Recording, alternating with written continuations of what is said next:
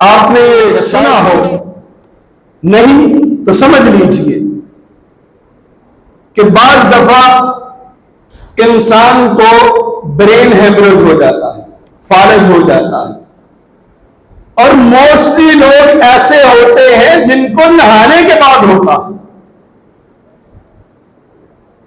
اور بھی فیکٹر ہوتے ہیں لیکن بہت سے لوگوں کو نہانے کے بعد ہوتا ہے۔ وہ کیوں ہوتا ہے؟ کیونکہ ہم رسول اکرم صلی اللہ علیہ وسلم کی سنت کے مطابق نہیں نہاتے۔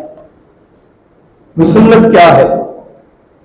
انسانی جسم گرم ہوتا ہے پانی سے، پانی کوئی بھی ہو، اگر انسان کوئی کام کر کے نہیں بھی آیا، گرمی نہیں بھی ہے، تو پھر بھی انسانی جسم کی حرارت جو ہے وہ پانی کی حرارت سے زیادہ ہوتی ہے، پانی اس کی نسبت ٹھنڈا ہوتا ہے۔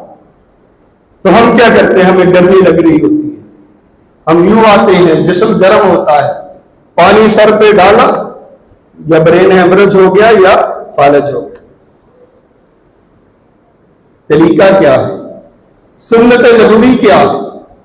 وہ فطرت کے اصولوں کے مطابق طریقہ کیا ہے کہ تم نے 3 بار اعضاء کو دھو کے وضو کرنا ہے، وضو کرنے کے بعد تم نے 3 چلو بھر پانی اپنے سر پہ ڈالنا ہے۔ جب وضو کریں گے سر پہ 3 چلو پانی ہاتھ سے بھر کے ڈالیں گے، پانی کا اور جو جسم کا درجہ حرارت ہے وہ ہم آہنگ ہو جائے گا۔ کیا ہوگا؟ اس کی سائنس یہ ہے کہ انسانی جسم جو دماغ ہے وہ گرم ہو، اس پہ ٹھنڈا پانی ڈال دے اور اس کی جو شریانیں ہیں وہ سکڑ جاتی ہیں ٹھنڈے پانی سے، تو پھر کیا ہوتا ہے؟